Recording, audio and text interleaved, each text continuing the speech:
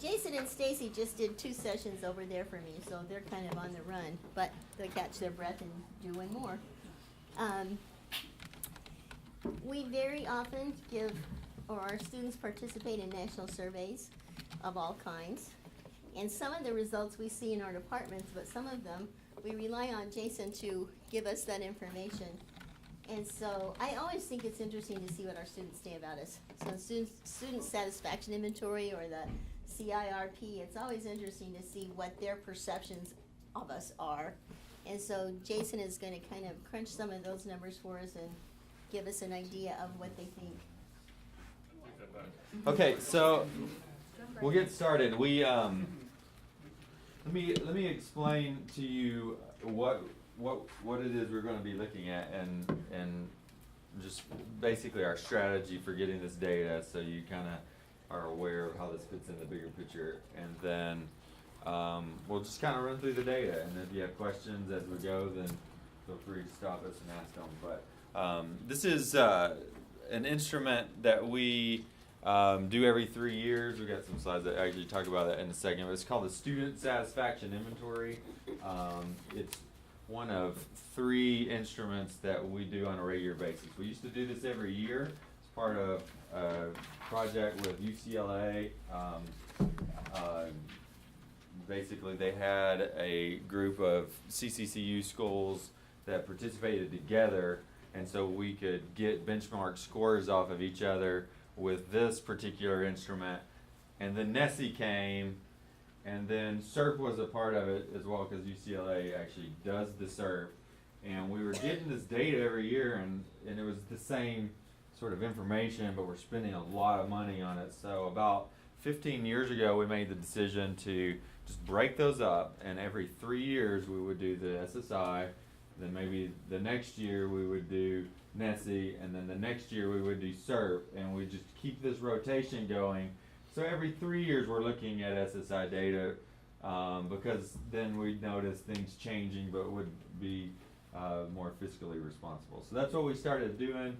We've got this data going back for years and years and years. We're not making those comparisons today. We're just actually telling you what our students are saying. And then we're also telling you basically how that compares to their peers.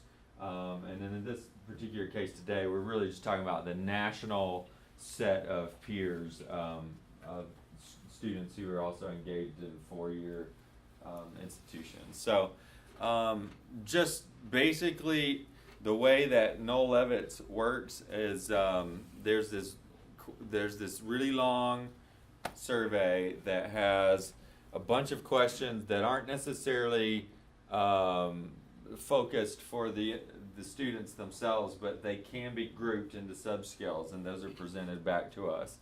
And we'll kind of go through the gist of what that looks like in a second, but they're trying to get at perceptions, right? And so when we first started using SSI, people were using these in their assessment reports, and then the Southern Association and other accrediting bodies were like, no, you can't use perception to determine whether you were effective or not. You got to measure student learning, and student learning is direct assessment. And so this became sort of secondary to this, and really we don't even use that in terms of discipline-specific assessment at all. We're looking more institutionally, what are students saying about their experience. But the thing that makes the SSI different from some of these others is it really gets at the full slate of services that students are provided by an institution. So it gets at things like food services and their satisfaction with safety and records and registration and financial aid, and a lot of the other instruments don't go there, but it also gets at things that take place in the classroom. So quality of instruction, faculty engagement or interaction, and other things like that. So each student is basically asked this list of questions. There's a lot of items on this. And you know how many there are? Maybe like it's about 80. 80 items, and they're basically the question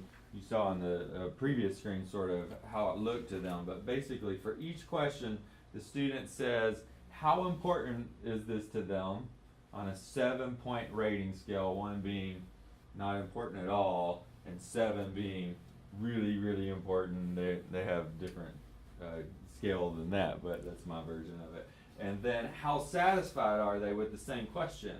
And so we can make interesting comparisons. We can just look at importance by itself. We can look at satisfaction by itself and compare those with peers.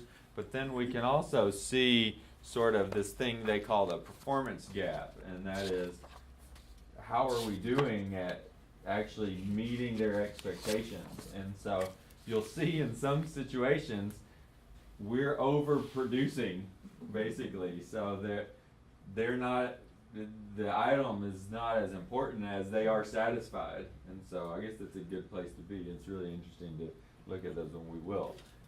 But mostly what you want to do, I guess, is figure out where there's the biggest gaps and then try and do something about that. And so we'll look at those as well.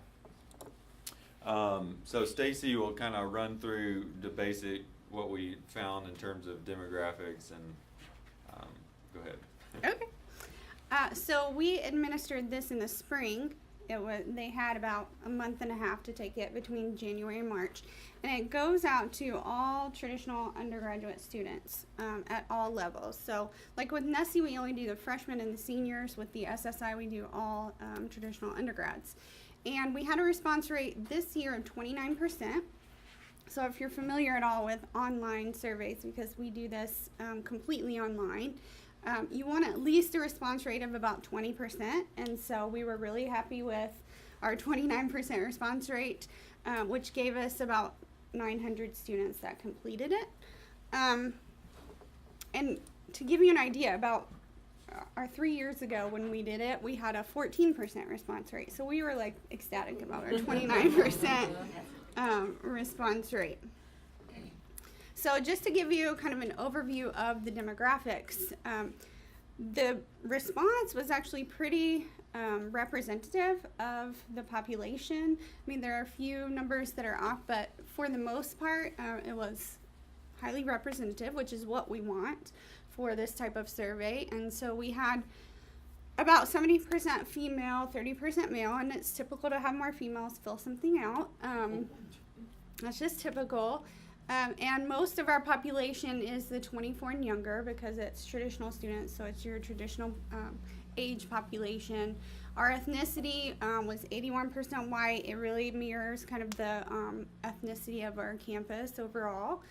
Most of the students were full-time, just a few part-time. And then you can see the breakdown by class. Again, it's a pretty good representation. So you have 23% freshman, 23 sophomore, 25 junior, and 29 senior. A little over half live on campus, and this institutional choice basically asks if Lee was their first choice, second choice, third choice, or more. And so 71% of the students said that Lee was their first choice, 19% said second choice, and then 10% said third choice. So most students, this was their first choice. All right, so we're going to kind of go through the data by the different ways that you can do it. Like Jayson was saying, there are different ways to look at the data. I mean, you want to look at what students think are important or not as important, standalone. You want to see what they're satisfied with, right, standalone, but you want to compare that gap. So we're going to go through those, and then we'll look also at how our satisfaction compares with our peers. So these are our top 10 items by order of importance. So the most important at the top, and it is the content of the courses within my major is valuable. Instruction in my major field is excellent. I'm able to experience intellectual growth. Faculty are knowledgeable. Quality of instruction. Okay, so you can see the top 5 all relate to academics. Like, they want good quality instruction. They want to know that what they're getting in their major courses is valuable for their actual major. They don't want fluff courses. They really actually want to learn the material that they've come to learn. Academic advising is also important. Registration is important. They want to feel safe on campus. They want to know that their tuition is a worthwhile investment, so finances are also an important factor for them. I will say about this as well that this has been the case over multiple years. So, you know, it's interesting to note, I guess, when given all the opportunities of things to say that are most important to them, and literally it has things like intramurals and food and parking, and I mean, it's very clear that to them, to students, you know, at the top of their list, the most important aspect of their educational experience is what happens in the classroom and alongside those academic pieces. Yeah, and Jayson mentioned intramurals, and I did make a note that the very lowest item of importance was a variety of intramural activities are offered. So our students don't seem to care a whole lot about intramurals, although they are satisfied with Right, it. and keep in mind, like, there is a degree of, I don't know, this is not really acquiescence here, but everything's high, you know, everything's important. They're satisfied with everything, so when you're trying to figure out something that's not important, you know, it still might technically be on the important side of the scale. I think it was like a 4-point something, which is actually really low. Really low. Yeah, Really low. 70, I made a note here, 71 out of 82 items scored anywhere between a 6 and a 7. So, and those are your top two numbers. So pretty much everything's important. There are a few things that they don't care a whole lot about, right? And this is national too. I mean, and we're not unique in that regard. So we can fire the intramural director or hire on the faculty. I didn't. That's part of the Don't tell Kevin strategic that. focus later on. Okay, so that's important standalone. So we want to look at satisfaction also standalone, and this is just here on campus. So again, they rate things pretty high, not as high as important. So pretty much most items score here between a 5 and a 7 on satisfaction, and there were actually just a few items that were lower than a 5. And I don't mention those here, but when we get to the performance gaps, you see these items repeated, and so I'm going to talk about that with the performance gaps. But here, the things that they are most highly satisfied with, the very first one, and this also has been consistent over the years. We've done this several times, and on the whole, the campus is well maintained, so they're very satisfied with how our campus looks. The institution has a good reputation. Faculty are knowledgeable. I can experience intellectual growth here. Service, this is where it says campus item, we have the ability to add our own items in. So we have the standard 70 plus, and then we can add 10 items ourselves. And so one of them that we always ask is about service. And so they are highly satisfied with the idea that we are using service as part of their Christian faith. Academic advising they're satisfied with. This is another campus item. My experiences here have encouraged me to make lifestyle choices that are consistent with my values. So that I think is neat because they are making sort of the faith integration connection that we want them to. Campus staff are caring and helpful. Faculty care about me as an individual, and then my academic advisor is approachable. So they seem to feel that they are well cared for, both physically and spiritually. And there's a couple of items here that are on the other as well. So, you know, when you look at the performance gap, it's just a mathematical calculation, and there may not be. It may not show up when you see something that's super high on importance and high on satisfaction as well, but a couple of these items related to faculty are on both, and so that's a good sign. That means that you're meeting the expectations that they have for you. I'd also Right. say about the campus item, we struggle sometimes to get good questions for this. I mean, we recycle these, but we oftentimes sort of reach out, and if you ever basically all the instruments that we participate in, usually allow us to do this. So if there's something in your area that you think would be interesting to get feedback from, let us know that. We can't guarantee that it's gonna be in there, but these items aren't things we just dreamed up on our own. These are things that institutionally we care about. Somebody had submitted them to us, but sometimes it's hard to get, good questions, and so we'd be interested in your feedback if you have some ideas for what we could ask. Absolutely. So the next we want to go through the performance gaps, and I've included both the positive and the quote-unquote negative here. So when you have a negative performance gap, that's positive, right? Because it means that they're more satisfied than how they rated as something as important, right? So they're highly satisfied, but it's not as important, right? And so again, here you can see at the top, so a variety of intramural activities are offered. So we said that was the very lowest item of importance, but they're really satisfied with it. So that's why it's a negative performance gap, but that's positive, right? So we're doing really good at intramurals whether or not they care about it. All right, so males and females have equal opportunities to participate in intercollegiate athletics. Library staff are helpful and approachable. This was an Library people in there? library, really, yay! They're doing really great, You're nice. but and you're we're kids. sure that But they care more than intramurals.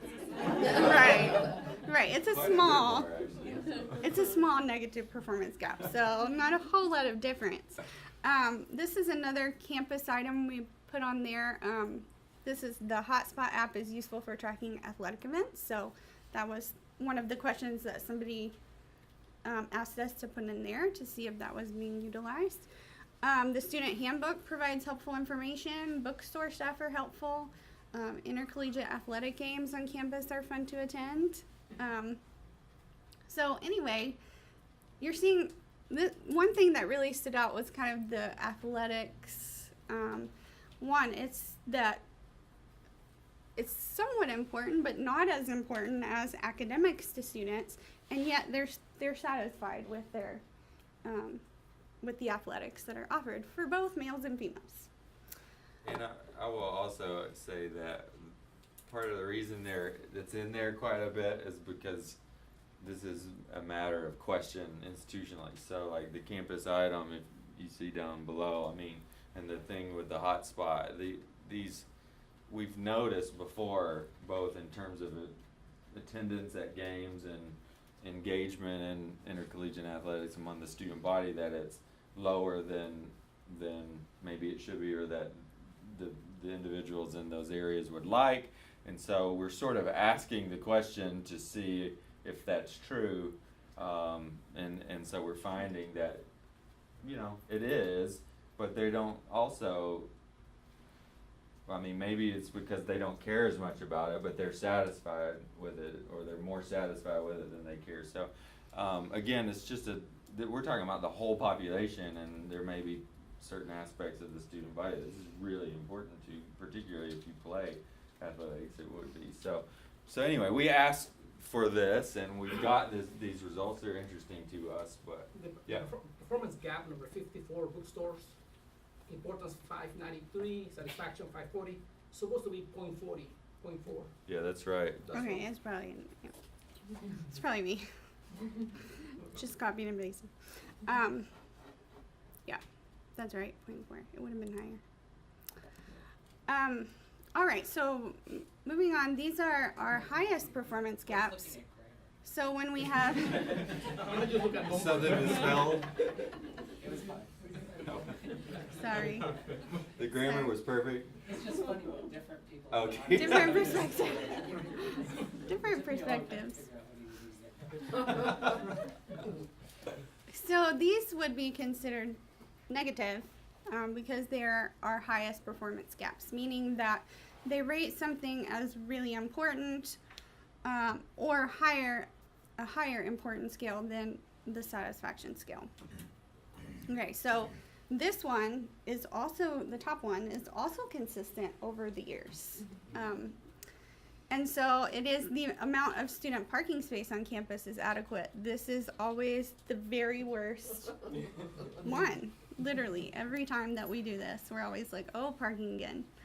And we find it funny for those of us who have attended state institutions or other places where parking is a real problem.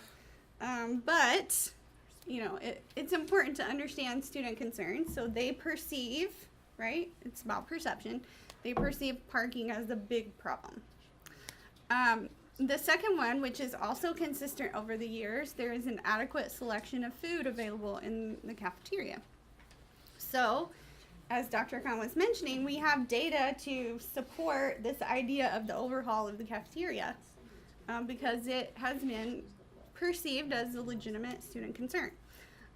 So that one is actually being worked on at this point. The next one, and some of these have kind of come up in this particular iteration, and one of them is parking lots are well lighted and secure. So that was something very new that hasn't been an issue before, but what we've gotten from this overall is that students are concerned about safety, which I think is a reason that we do this, is because I think a lot of us perceive Cleveland as a very safe place, and so when you think about we don't have a whole lot of violent crime in Cleveland, and so you think about other institutions and how safety might be a bigger issue, but safety is a really big concern of our students, and so this comes out here in some of the items. Parking lots are well lighted and secure. Adequate financial aid is available for most, so this is a really important issue to them, so you can see the high importance, 6.51. And not as high satisfaction. Again, we kind of get to the point where they are satisfied. I mean, a 5 means that they're satisfied. It's just not as high on the satisfaction scale. This next one was a campus item that we put in this year. Technology services are sufficient for class engagement and completing coursework. Then the residence hall regulations are reasonable. The next one is I seldom get the runaround when seeking information on campus. That's one that has also been consistent, but it has also been attempted to be addressed from this data, so working on that. Channels for expressing student complaints are readily available. I'm able to register for classes I need with few conflicts, and then living conditions in the residence hall are comfortable. So you can see here that our performance gaps are mainly related to student life areas, less with academics, so they seem actually satisfied with academics. So you said this is just this last one, but do you know off the top of your head, are some of these consistently been sort of problems that you've tried to deal with and something's not working? Are any of these like... Yeah, I mean half and half. So she kind of hit on that a little bit. The parking, the food has been, security has not in the parking lots, and it's just kind of emerged. And I don't know what that means. You know, and we have more. I guess you would say remote lots than we've had before. The parking's been pushed on the outside of campus, and as campus has expanded, we've moved into areas that maybe are perceived as being less safe.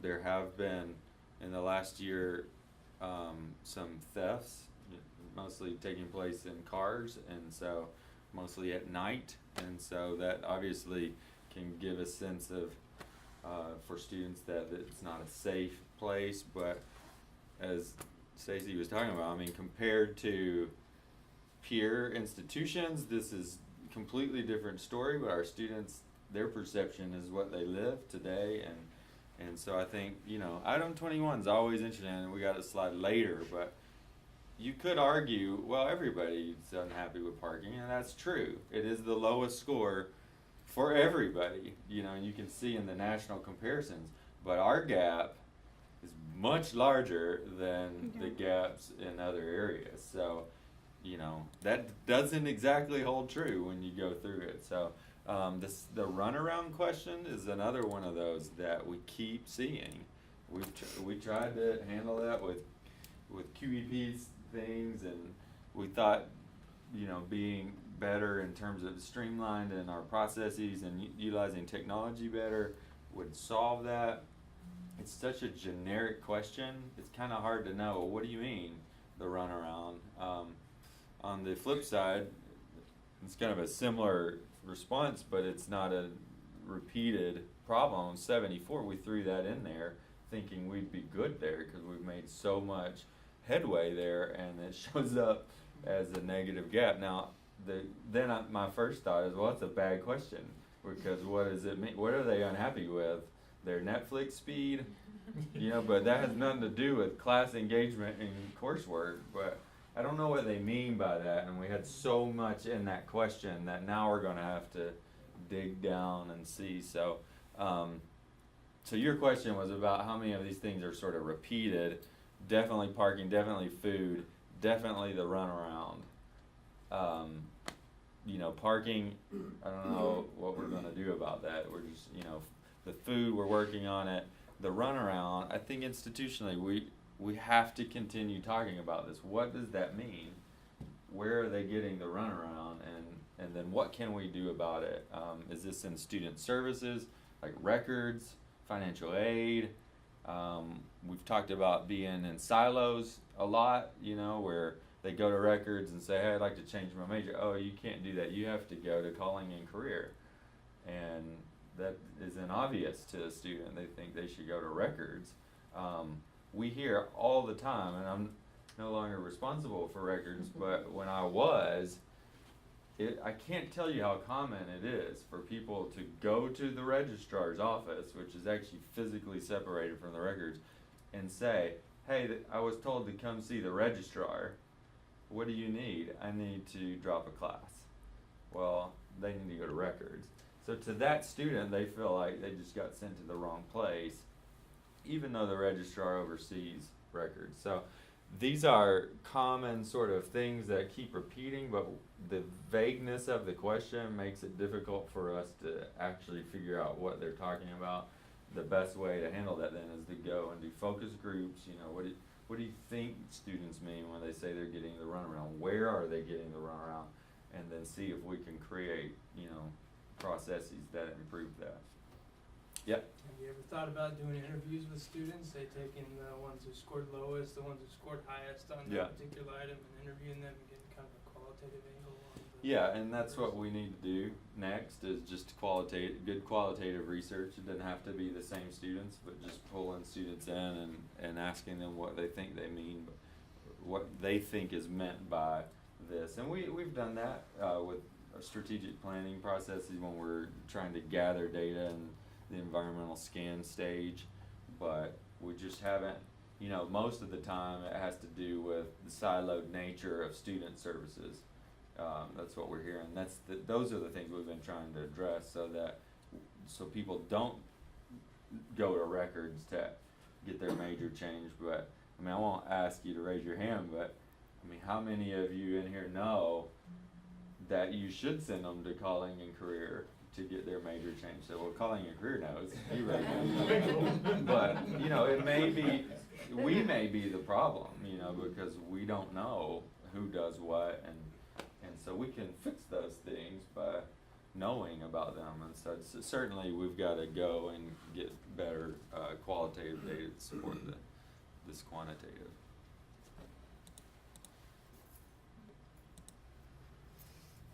All right, so we've looked at Lee-specific data, the importance and satisfaction and gaps. And so we also receive comparison data to it's national 4-year private schools is our comparative data.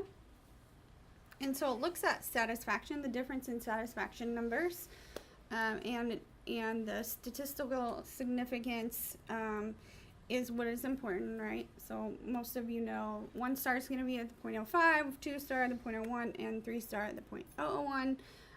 And this tells us if this occurs by chance or if it's actually a real issue. Okay, so we typically do really well with our comparisons, actually in most of the surveys that we do. So with Nessie, we always look amazing and we're like, yeah. What do we need to work on? Same thing here with the SSI and with our comparison schools. So all scales had significantly higher satisfaction. So they take the items, all 80 plus items, and put them into scales based on items that sort of go together. And safety and security is the one scale where we didn't score higher than our peers. So again, that tells us that this is an important issue for them. It's probably an important issue for everyone at other schools, but we're seeing that it's a big issue for us compared with other schools. Top items with significantly higher satisfaction than our peers, Res Life. They do think that tuition paid is a worthwhile example. I feel a sense of pride about my campus. The institution has a good reputation. The institution shows concern for students as individuals. So they do feel like we care about them. And I think that's very positive. That's a positive feedback. Items with significantly lower satisfaction than our peers, again, parking lots are well lighted and secure, and the amount of student parking space on campus is adequate. So, you know, like Jayson said, even though parking is an issue for everybody, we are significantly lower in satisfaction than our peers. I'm just seeing the well-lighted secures coming up again for the parking lots. Just from my own perspective, the Science Math Complex parking lot on 15th Street has no lighting at all. I'm just curious how many science math majors took this. They could Right. be weighting that more heavily. Yeah. I know at night it is dark. Yeah. And I don't know offhand, but I do have that information. And at the same time that this survey was being conducted, there was a Facebook movement, if you will, to talk about the thefts that were taking place and what is Lee doing about it. And they were obviously wanting video cameras installed, and science and math was one of those. This right here was another, and humanities. And so those things have been added. I'm looking right now at 2 cameras. Oh, so the cameras They're are looking. because of. They're looking at me, which I'm looking at it, so it's kind of, I'm looking at myself. But some of that's been done. I mean, lighting, I don't know as much, you know. I also think the people on the outskirts, you know, if you're hearing a lot of theft taking place, and when I say a lot, it may not actually be a lot, but you know, any theft is more than we need, right? And so if you're hearing that and you're parking sort of off as a freshman on the outskirts, then I can see how that would, you know, be something that's uncomfortable. So it just happened to coincide with the administration of this.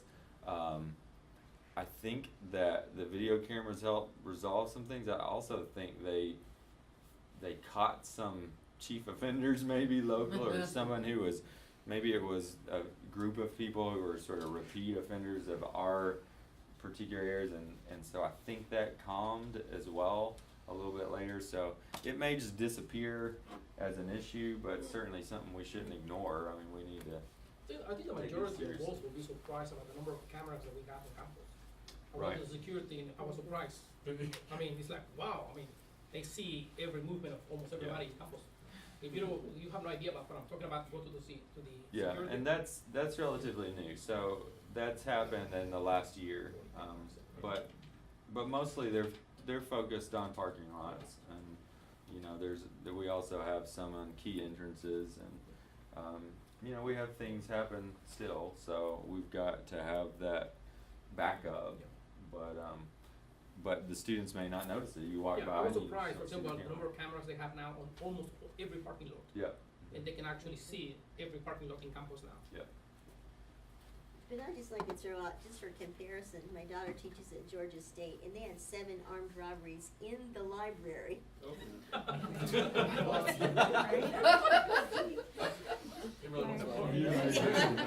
Get a second copy. So it's interesting, again, I mean, back to what we keep saying. Right. The reason that shows up on that slide is because our students are saying they feel less secure than students at Georgia State. I mean, in comparison, right? So now their only experience perhaps is this, but that is an interesting thing to take away. Right. So, this is kind of, how do we take this and what do we do with it? Well, again, there are different ways to look at it. So we want to look at what's important and try to have high satisfaction for the things that are most important. We really want to have satisfaction for everything. I mean, that's the ultimate goal, right? But we want to build on our strengths, but then we also want to address the institutional challenges, which are the things that students consider very important, but they're not as satisfied with that. And so, not surprisingly, these are some of the things that stand out as strengths based on high importance and also high satisfaction. Things, again, going back to, like I was saying, on academics, instruction in my major field is excellent. I'm able to experience intellectual growth. All faculty are knowledgeable in their field. Nearly. Nearly all. There's that I caveat. don't know. I didn't write it. So. There's always a caveat. It's an enjoyable experience to be a student on this campus. So, overall they seem pleased with their experiences. There's a commitment to academic excellence. The institution shows concern for its students. Campus staff are caring and helpful. Academic advising again. Faculty care about me as an individual. So, they seem to be really satisfied with the things that they think are most important, and that's really, really great. It says a lot, and we should celebrate those and build on those strengths. Some of the challenges are things that they said were very important that they didn't rate as high in satisfaction. So again, we always say when we're looking at these numbers, sometimes things conflict because there are different ways to look at it. I mean, they might be really, really highly satisfied compared to our peers, but then when we look at challenges on the importance and satisfaction, it's not as high, and so it becomes a strength and also a challenge depending on how you look at it. I'm able to register for classes that I need with few conflicts. Again, the campus is safe and secure. Security staff respond quickly in emergencies. So again, the whole safety and security is really standing out for us this time. Living conditions, financial aid awards are announced in time to be helpful in college planning. Freedom of expression is protected on campus. Financial aid counselors are helpful. Amount of parking space again. So these are some of the things that stand out as challenges for us to consider.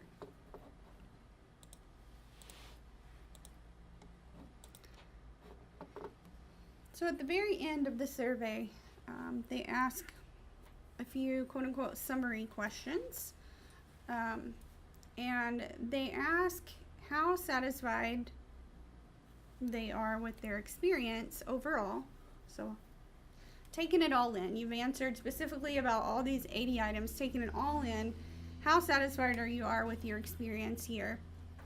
Again, this is at all levels, so freshmen through seniors. And so we can see here, this first chart, first set there is satisfaction. And so 74% of Lee students said they were satisfied or very satisfied with their experience. And that's compared to our national peers, four-year private schools that said 56% said that they were satisfied or highly satisfied. So our students are much more satisfied overall, which is great. And then the next question is whether or not they would be likely to re-enroll. If they had to do it again, would they come back here? Right? And so 77% said they would probably or definitely be likely to re-enroll. And again, it's the same number with our peers, 56%. So overall, they're really happy and they'd come back. So that's great. And these are like the top 2 of the choices, so they're not, there's other positive choices below that, but they're, the comparison that they draw are The highest the two. the highest 2. So that you might think, well, I would hope 90% would choose this again. You want to talk about where we go from here? No? I- Yes? I'm just gonna skip these slides Okay. and let you guys open up for questions or discussion, but these slides just kinda deal Yeah, with they like, just what do say, you like- do with this stuff, and they're kinda to help us know how to handle this information. What do we do with this? Well, we share it broadly. This particular instrument, because it has questions about offices that there are no questions about in other instruments, they use this very, they're anxiously awaiting the data. So like records, for instance, this is the only survey that data from students on a mass scale is collected. So we use that for very targeted purposes. Is probably the most common way we use it. But we do things like this, but then also when it comes time to engage in more strategic planning, which is kind of what it's getting at here, we bring this into what we call our environmental scan.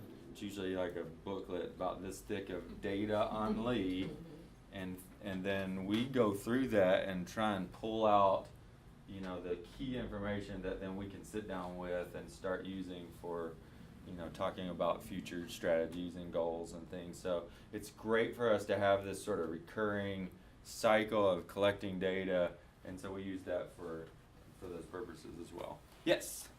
With regard to the parking issue, how widely used are the shuttles for the students? I know we run the bus around a lot. Is it used pretty widely?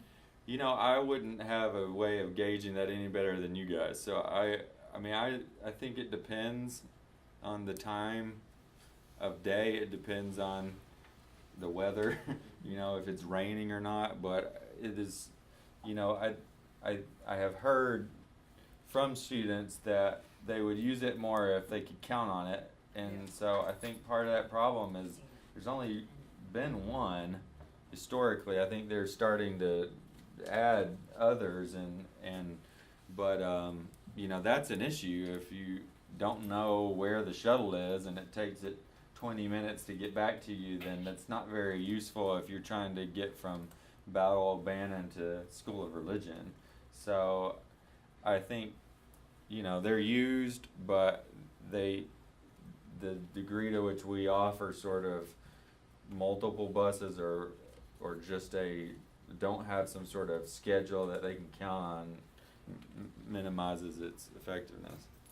I know I perceive that students feel like they should be able, wherever they want to go to class, to be able to pull up in the park and get there late and do that. Right. Yeah. And it's just unrealistic, I think. Yeah, and they do feel that way. I mean, some do, and then they have to live with the reality that that's not going to work out for you. So, but I was actually in conversation with someone from Southern, and she's a faculty member there, and she lives in walking distance from campus, and next to her is apartments with some students, and she was going to her class, and those students were going to her class too, and she saw them get in their car, and she's like, "What are you doing?" They showed up 5 minutes late to class, and she was there early. I don't know. So I mean, we're not unique in that regard, and if you hear maybe 2 students talking about this, there's 25 more that just walk across campus and aren't abusing that, but certainly that's an issue here and everywhere else. I'll go with Eden then. Are there certain items that are highly correlated, even though they might be different ideas, like maybe advising and runaround? And so students who feel that runaround is a big problem also are dissatisfied with their advisor. Yeah. And maybe that's part of the. I'm or sure vice there versa. are, and Are Are we you able haven't to look looked at at Yeah, I'm it. not the looking at that. individual surveys? Do the surveys get grouped as here's survey one? Do so we that you get can make that raw data for very this? easy? I did get raw data this Okay. year, but I haven't looked at it. So we haven't looked at that, but I'm sure there are, and it's a great question. Now, what we do know is these questions do get grouped into subscales. So, like the safety and security scale has 5 or 6 questions that are clearly correlated. You can see, but as far as a formal correlation analysis, we haven't done that. But it's great. That'd be a great way to look at the runaround question. I have a question. The last 2 responses in general, would you be likely to re-enroll and how overall satisfied are you? Does that correlate with our re-enrollment rates approximately, or is it off? So we had like 76% said they're Yeah. likely to Actually, re-enroll. Is that about what? It actually does correlate really almost exactly with our first to second year retention, but I think it's kind of a different question. So I think what more correlates with that is when students don't return, we do have a phone call that's placed to them. Mike Hayes coordinates that out of his office, and so they've over the years collected really great data, and they've heard common responses, as you would imagine, and they start grouping those into 5 or 6 different subscales of our own, if you will. And what you find is a lot of those do then correlate with that slide that had the significant challenges. So you saw financial aid emerge several times on there. Obviously, our number one reason students don't return is because of money. It's like 45% of the students we call that indicate some sort of financial issue as being the reason that they don't return. But so you can see actually from that slide some correlation to what we're hearing from them and the phone calls. Yeah. I'm gonna sound very selfish because I'm asking this question for selfish reasons, obviously. So we do the graduation career survey for the Peterson survey, so we have that. But we always like more information. So before we suggest the campus item for career services, are there questions in the general set of questions that already address anything to do with career services and resources on campus? I think there's one. There's not many, but there are some, or at least one, and then this Maybe would 2. be something that maybe we could throw in as a campus item. Yeah, we can Nessie too, though, has some that's more focused on engagement rather than satisfaction, and there are things there as well that might be interesting to you. So, and I guess just in conclusion, because we're 2 minutes over, but as a good sort of way to wrap it up, if you want to see more, if you actually want to see the individual question, I mean, we can't do that here. Hey, we're always willing to share this with you. It's not like secret information, so shoot us an email. Mhm. Stacey can get that to you. If you're over, or working a unit that might have multiple questions, then we really encourage you to take those back to your teams. And that for faculty it's a little different, but for student service offices, there's probably things in there that you can use for assessment and planning purposes. So let's do that. And we do have the ability, with regard to faculty and academics, at least with some of our services, to look at it by major or by department. As long as you can understand that sometimes if the numbers are really small, they don't mean a whole lot, for each particular major. But we do typically have some kind of information by major, by program, if that's interesting. In those cases, the data that you're going to get back won't have the national comparisons, and you just have to compare to the institution, and we can't create reports that look as beautiful as Noel Levitt's They're does for basic. each department, because that would just cripple our ability to produce. But we're happy to run the raw data and just give you, like, by department, this is what business students are saying, and we've done that before. Business actually usually asks for that, so let us know if you're interested in that. Cool, we're done. Cool. Yeah.